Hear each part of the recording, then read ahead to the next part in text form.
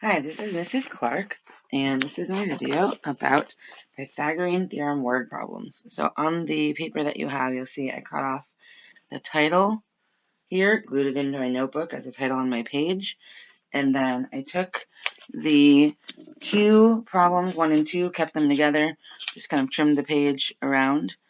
This will fit in your notebook on one page if you put it in sideways, and then did the same thing with numbers 3 and 4. So we're going to go through these two problems together and read through the word problem. So we're going to read through this, we're going to draw a picture that represents it, and then we're going to do the work that's required to answer the question. So let's do these three problems. All right, or 4 problems. A 13-foot ladder is placed 5 feet away from the wall. How high up the wall will the ladder go? If necessary, round your answer to the nearest tenth. So this direction here, nearest tenth, says that we should be rounding to 1 decimal place. So 1 number after the decimal. Usually in class, we do 2 decimal places unless we see a specific direction that asks for something different. So if we get a decimal, we're going to round to just 1 decimal place according to these directions. All right, so we've been working with right triangles, so we need to draw a picture, and each of these situations is going to form in some way a right triangle, which will help us use our Pythagorean theorem to help us find whatever is missing. A 13-foot ladder is placed 5 feet away from the wall. So this is a ladder that's leaning against a wall. So let me draw that real quick. Here's a wall, and I got a ladder leaning against it.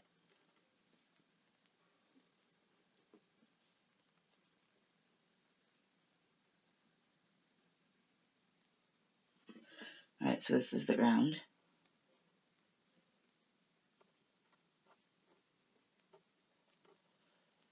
And here's my ladder. So this makes a right triangle because the wall of the house and the ground make a 90-degree angle. So if I go back again, it says it's a 13-foot ladder, which means the length of the ladder is 13 feet. So this piece here, I'm going to write 13 feet. It's placed 5 feet away from the wall. So that would mean the bottom of the ladder, this part over here, is 5 feet away from the wall, which means that our length on the ground is 5 feet. And I want to know how high up the wall will the ladder go. So I want to know, if this is the wall, how high is it until the ladder touches? So I want to know this measurement here. So I'm going to put an X. So if I look at the right angle, I look opposite the right angle.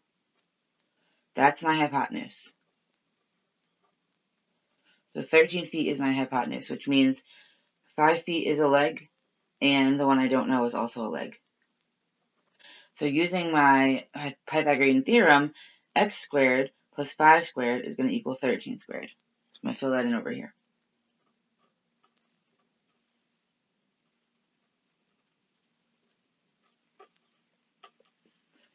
So in order to figure out what x is, I've got to square both of these numbers. So I'm going to keep x squared, going to keep this plus, but 5 squared is 5 times 5, which is 25, equals 13 squared, 13 times 13, that's 169.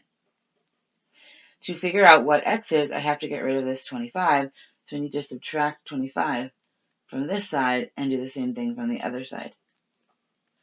So these 25s cancel out, x squared is left by itself, and that's going to be equal to 169 minus 25, which is 144. To get rid of the squared part, I have to do the square root. So to get from x squared to x, I have to take the square root, which means I have to take the square root of 144. So you go to your calculator, type in the square root of 144, it's going to tell you that it's 12. So x equals 12. So how high up the wall will the ladder go? That's my question. It's going to go 12 feet. That's my final answer. So we're creating a picture to represent the situation, and then we're using that picture and what we know about right triangles to help us solve for the answer to the question. Alright, we should be able to do this next one a lot faster now.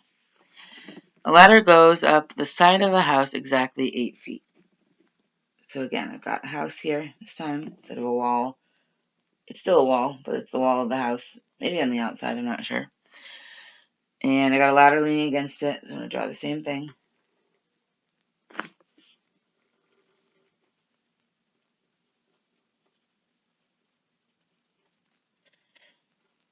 And I got the ground down here again.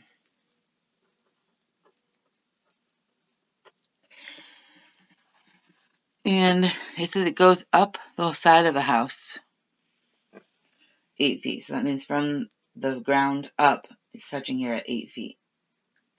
So the length of this side is 8 feet. The base of the ladder is 6 feet away from the side. So here's the base of the ladder, the bottom. That's 6 feet away from the side of the house. So that's this part here. So there's my right angle. How long must the ladder be? Well, that's this part. We want to know, what is the length of this side? So if I look at my right angle and I go opposite the right angle, this is my hypotenuse. I'm looking for my hypotenuse. I have one leg is 6 feet. I have the other leg is 8 feet. So when I set up my Pythagorean theorem, it's going to be 8 squared plus 6 squared equals x squared, or 6 squared plus 8 squared equals x squared. We can do it either way. So 8 is one leg, so 8 squared, plus the other leg, which is 6 squared, equals hypotenuse, which is x squared. 8 squared is 8 times 8, which is 64, plus 6 times 6, which is 36, equals x squared. So I don't have to do like I did in the first one, where I had to subtract things from both sides, because if I look, x squared is equal to whatever these things are added together. So 64 plus 36 is 100. So that's x squared. I don't have to subtract anything because the x squared is already by itself. But I do need to go from x squared to x, so I do need to take the square root of 100 so I can get x. And using my calculator, the square root of 100 is 10. So the length of this ladder is 10 feet.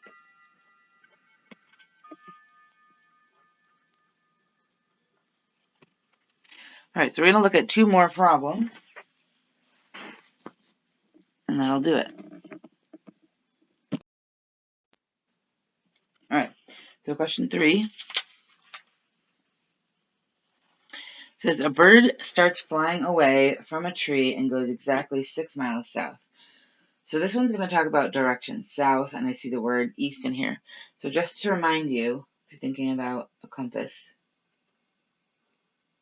usually south is shown going down, north is going up, east is to the right, and west is to the left.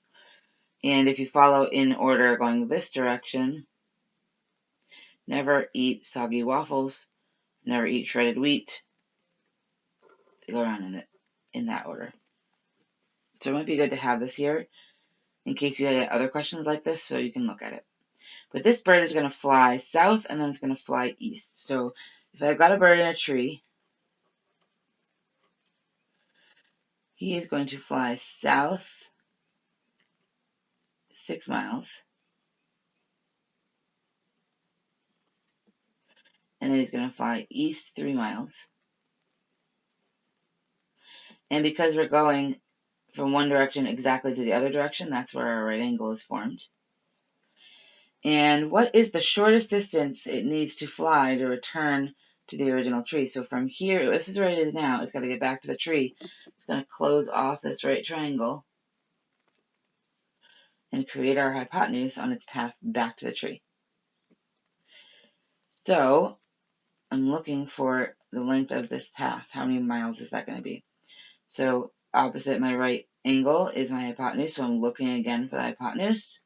6 miles is one leg, 3 miles is the other leg.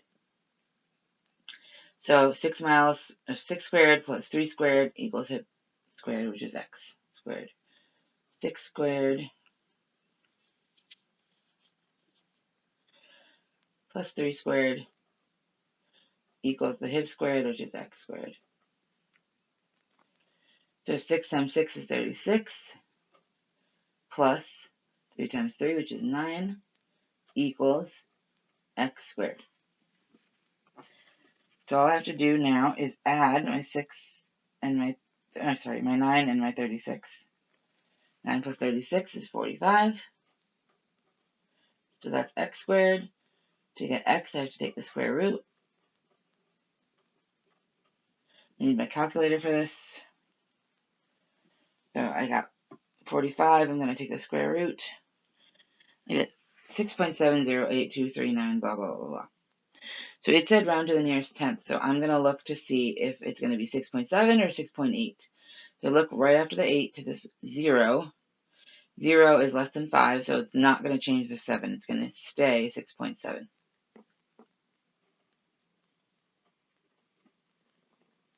So the bird has to fly 6.7 miles to get back to the tree.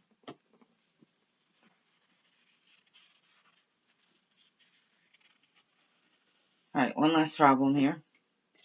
A window is 48 inches by 36 inches. So a window is rectangular shape, so I know that I can make a rectangle to represent this situation. And a rectangle, in case you didn't remember, has 4 right angles. So 48 inches on one side, 36 inches on the other.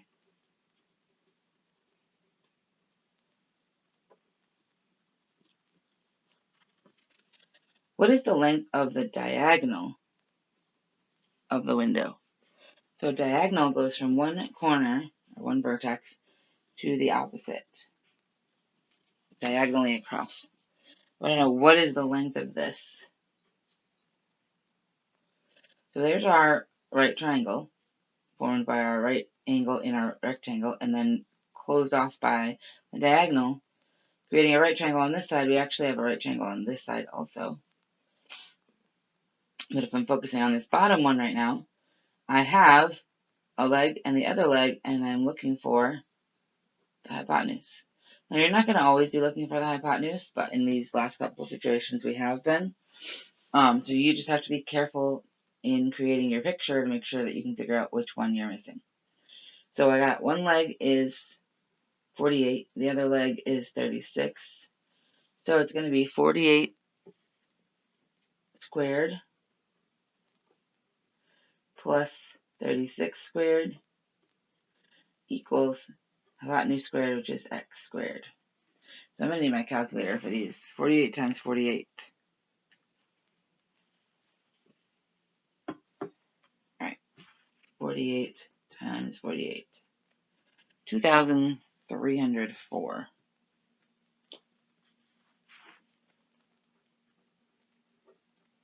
Plus 36 times 36. 1,296. That's going to equal x squared. So I got to add 1,296 to 2,304, and I get 36,000, or 3,600. And that's equal to x squared. But I want x, so I got to square root that.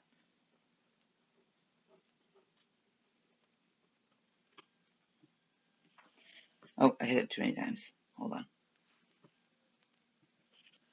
Square root. There we go. Square root of 3,600 is 60.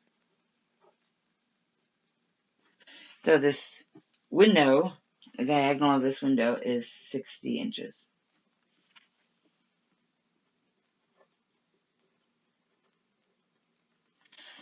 All right, there you have it. So glue these into your notebook. Put them on the next two pages. Sideways, they will fit perfectly into your notebook.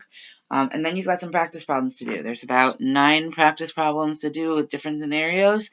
So read through the problems, create the picture, and then do the workout to answer the question. Work through as many of those 9 problems as you need to make sure you feel like you really have mastered the concept. And then next class, we will have a quick formative, a 2-question formative, just to check in to see if you got it. All right, thanks for watching.